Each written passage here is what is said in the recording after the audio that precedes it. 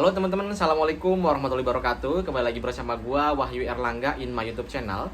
Jadi kali ini gua akan membahas terkait dunia pekerjaan seperti biasa ya teman-teman. Alangkah baiknya teman-teman untuk like, komen, dan subscribe agar gua semangat bikin videonya. Karena kedepannya gua akan membahas terkait dunia pekerjaan, bagaimana caranya, tips and trick menghadapi HRD, dan gua akan sharing terkait kerjaan gua di perbankan, finance, NGO dan yang lain sebagainya ya teman-teman. Baik, di sini gua akan membahas terkait pertanyaan teman-teman yang masuk ke DM Instagram gua. Ada temen yang nanya terkait, Kak, kata dia, untuk menjadi sales ataupun jadi marketing asuransi, apa aja sih Kak tantangannya, terutama untuk BFA ya. Baik, di sini gue akan bahas ya untuk di bagian BFA, di posisi BFA, karena kan gue sebagai BFA, Financial Advisor di BRI Life. Jadi tantangan yang gue hadapin sehari-harinya, gue akan sharing buat teman-teman biar ada gambaran buat teman-teman yang mau mendaftarkan diri sebagai BFA di BRI Life. Baik. Untuk tantangan yang pertama yaitu harus disiplin. Harus bangun pagi. Kenapa gua katakan harus disiplin, harus bangun pagi? Karena untuk posisi BFA BRI Life ini itu ditempatkan di BRI, teman-teman. Ditempatkan di BRI, yang mana kita harus mengikuti peraturan si BRI. Kita nggak bisa kalau misalkan kita ngikuti peraturan BRI Life, tapi kita harus ngikuti peraturan dari BRI, karena kan kita tempatin di cabang. Untuk di BRI sendiri kita harus bukan bangun ya, kita harus ada di kantor cabang BRI itu jam 8 kurang, jam 7 lebih 10 menit gue udah nyampe kantor ya. Karena jam 7 lebih 15 menit itu kita ada yang namanya briefing morning. Jadi ada yang namanya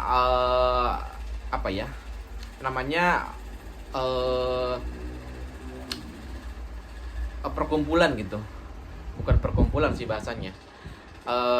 Intinya itu ada yang namanya briefing pagi lah ya, gua katakan jam 7 lebih 15 menit, yang mana kita dikumpulin semua karyawan BRI, kita sendiri sebagai BFA dikumpulin di ruangan gitu kan.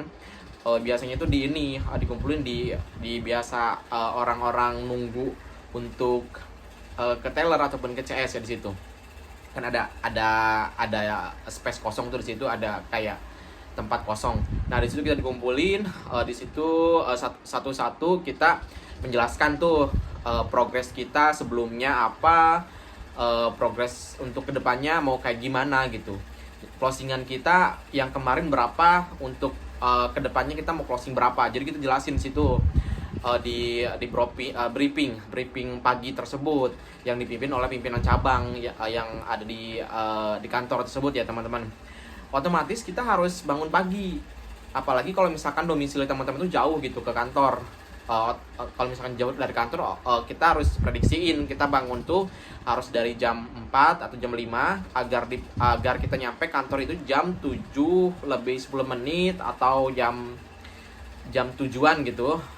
Intinya agar nggak telat ya teman-teman. Itu yang tantangannya pertama, harus bangun pagi, harus disiplin ya untuk teman-teman. Yang kedua, kita harus mempunyai jiwa sosial yang tinggi. Yang mana jiwa sosial yang tinggi ini kita harus cepat adaptasi, cepat berbaur dengan para staff yang ada. Kita harus cepat akrab dengan si CS, customer service. Kita harus akrab dengan si teller. Kita harus akrab dengan marketing, RM Dana, RM Briguna. Kita harus akrab dengan SPP. Kita harus akrab dengan pimpinan cabang tentunya ya. Karena kalau misalkan kita nggak akrab di situ, kita akan dijauhin teman-teman. Pernah kejadian ada senior gua waktu itu gua lagi tandem. Itu dia jadi untuk mungkin jiwa sosialnya kurang kali ya, apa gimana gua nggak ngerti.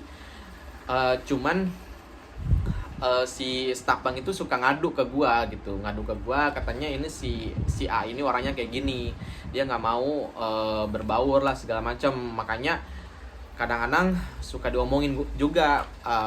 Saran dari gua teman-teman ya ini aja, sok kenal aja gitu, sok kenal cuman jangan berlebihan, sok kenal, care sama yang lain agar dia juga timbal baliknya bagus ke kita gitu teman-teman. Itu saran dari gua ya, harus jiwa sosial yang bagus. Yang ketiga harus percaya diri.